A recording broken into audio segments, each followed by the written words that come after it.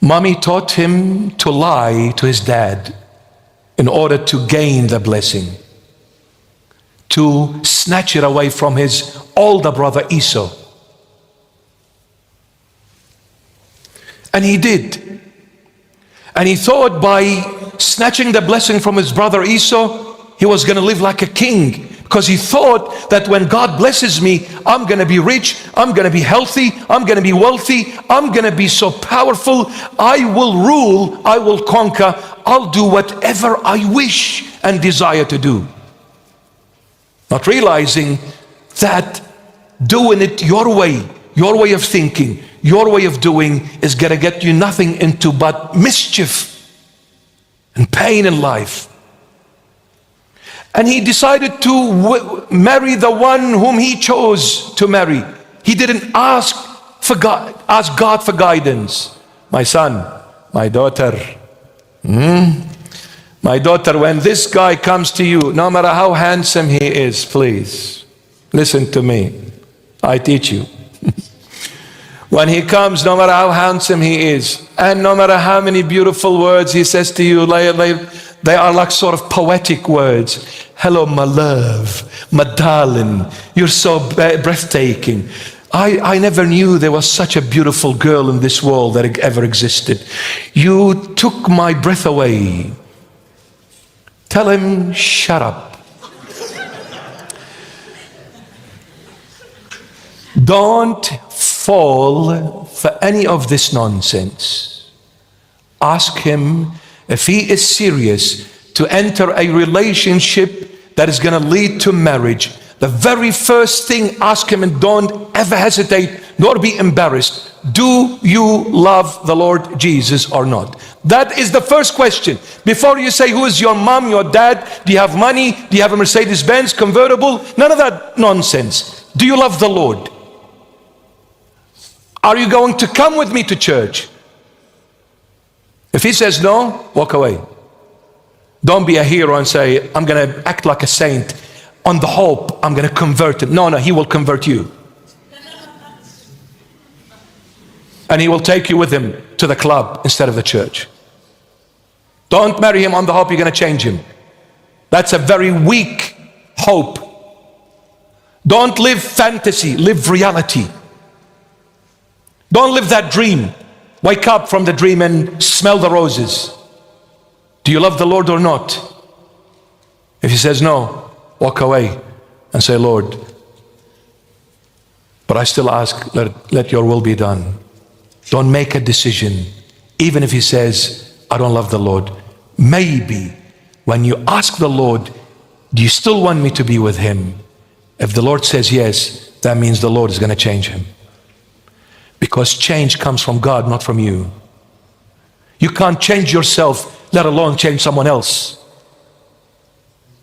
Only God can.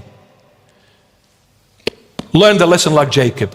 Shall I go or not? Yes, go. And since I gave you the green light, then I'm going to be with you. And when God is with you, he will change the whole world.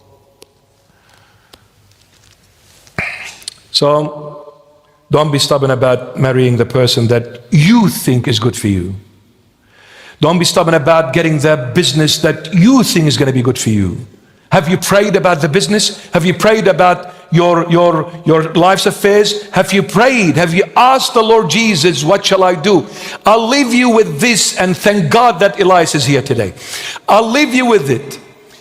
One day, our King David, who wrote most of the Psalms, not all of them, but most of them.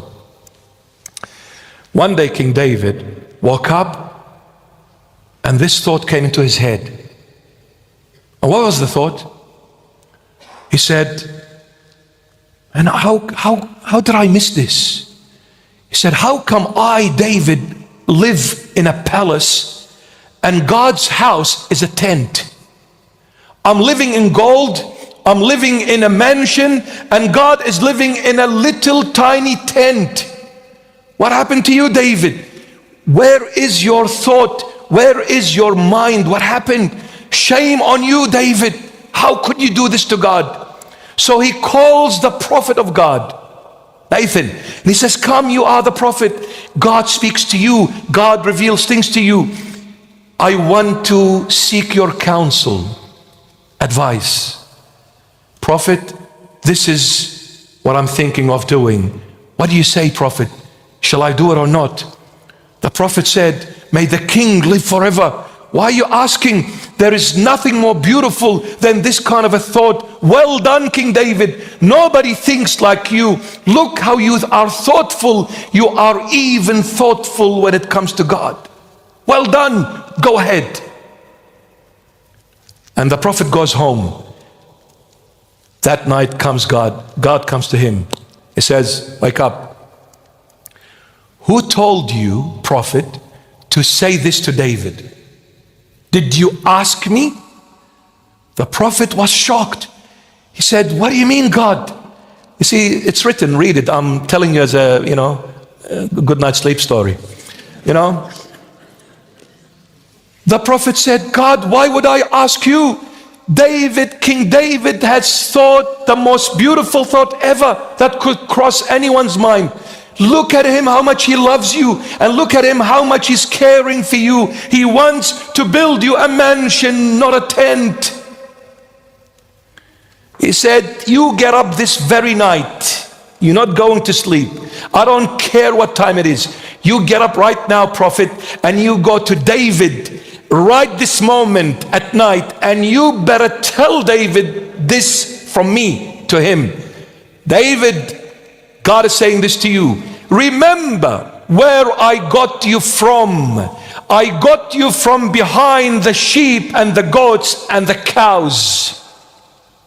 Do you think you build a house for me? Do I need someone like you to build a house for me? You were nothing, a little tiny person whose dad threw him in the desert to look after some sheep because he was too embarrassed to call you a son. You were the weakest out of all your siblings. You were nothing. And I made out of this nothing everything. You offend me one more time, David. I will take you back to the way you were before. I'll make you a nothing. Just like I made you everything, I'll make you a nothing again. Apparently, David said it with self-pride. You know why he said it with self-pride? You see, because you need to read the Holy Bible and read between the lines. How can I, David, live in a palace and poor God live in a little tiny tent? He put himself before God. He said, you build a mansion for me, David? You are nothing. Who made you king? Wasn't it your Lord? Do you want me to make you that little tiny shepherd in the desert, a nobody? I can. Very easy. David, you will not build a house, a temple for me. Your son will. Solomon built it. David did not.